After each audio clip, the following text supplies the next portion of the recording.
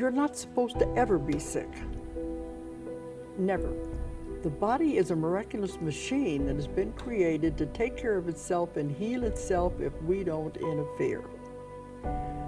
You make yourself sick. And if the mind is powerful enough to make yourself sick, it's also powerful enough to heal you. First, we got to find out why. Why did you do this to yourself? What were you trying to tell yourself? Every disease is the body talking to you.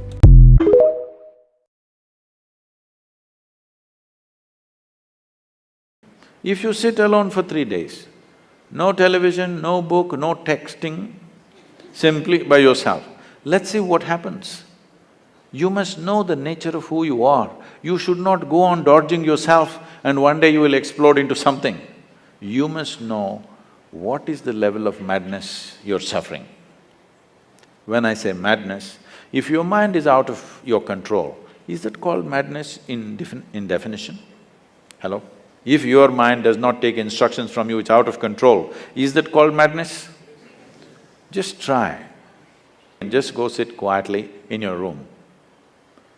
Just see what all your mind does. You decide, don't tell anybody. You decide what is the level of madness you're going through. With this, if you enter the world, what will you create? You will only create who you are, isn't it?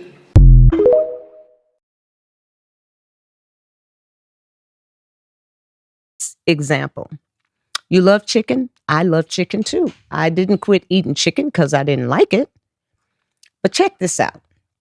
If you burned yourself and it blistered, what's in the blister? And they would say, pus or body fluids. And I'd say, okay. So you take that piece of chicken, you stick it in the oven, you pull it out and you open it up. What is that stuff oozing out of that chicken? And they'd go, ugh. And I was like, they've taught you that stuff easing out of that chicken is juice. It's body fluids. You've subjected it to high temperatures, you've cooked it, and now that stuff is oozing out. But you would never prick that burn. You would never think about pricking that burn and sucking those juices. No, you would not. I would do that. Yeah. People come in and How'd that speech go over with people now? They tell me that story. A lot of them have transitions because of that.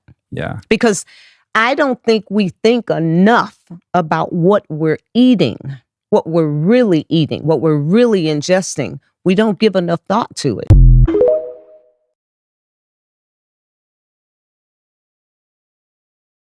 It is totally unscientific to break a fast with bacon and eggs, hash brown, brown stewed chicken, dumpling, granola, oats, cereal with milk, cereal. It is totally unscientific. Bagel, bialy, coffee, all of that stuff is totally unscientific to break a fast like that. So ideally, in the morning, fruits. Fruits, 100% fruits. So you want water from fruits, juices, fruit juices. That's gonna flush out, wash out, clean out, and hydrate. And provide us with an electrical charge so that we can step. You know, we can have step. You feel it in the morning coming right into everywhere of the body, and it's pulling toxins out, replacing it with oxygen.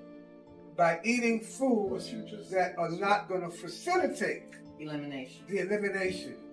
You're postponing the elimination confrontation. By eating that way. By eating foods that are building foods. Starches and protein are building foods. That's not the time of the day to put in building materials in the body. You want to facilitate or cooperate with the elimination.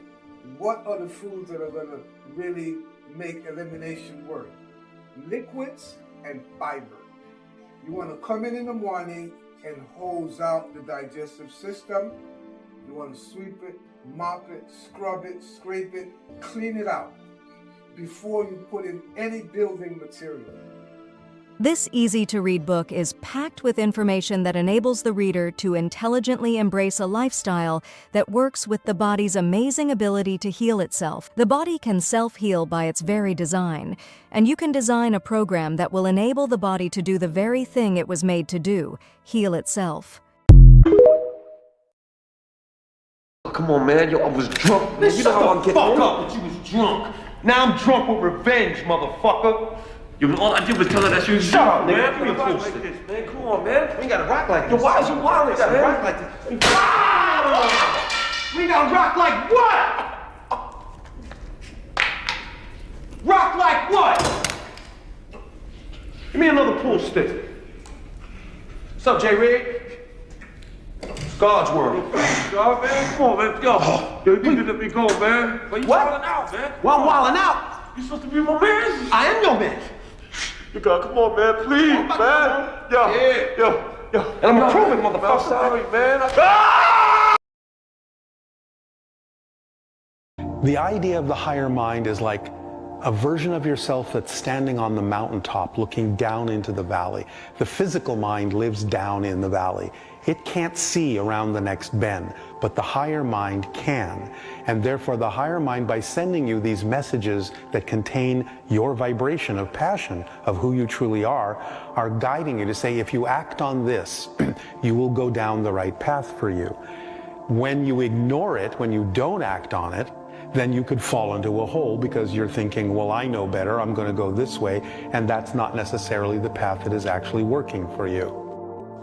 When you do not act on your passion, then there is no reason for your higher mind to send you more opportunities that contain passion if you're not willing to act on what it's already sent you.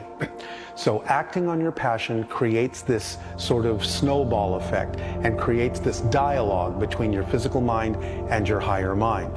And it can keep sending you more opportunities to act on your passion, and they can build and build and become greater and greater until your entire life is just full of passion. Even if you're acting on your passion on little everyday things, you're still acting on the thing that's the most passionate for you, the most attractive to you, the most exciting for you, and that still can be a fulfilled life.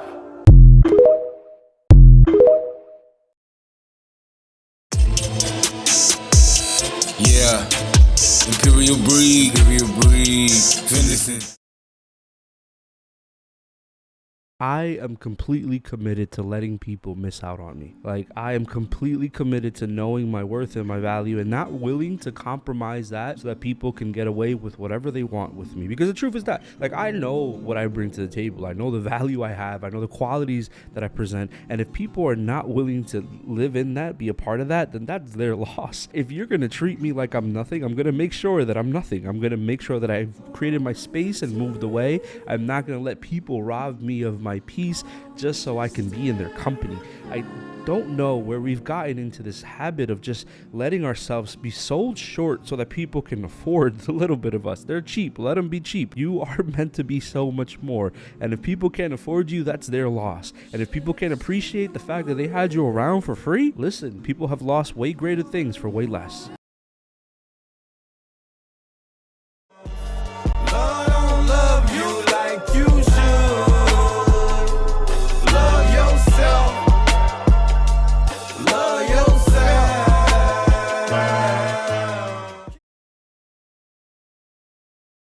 The ego is the most dangerous part of us.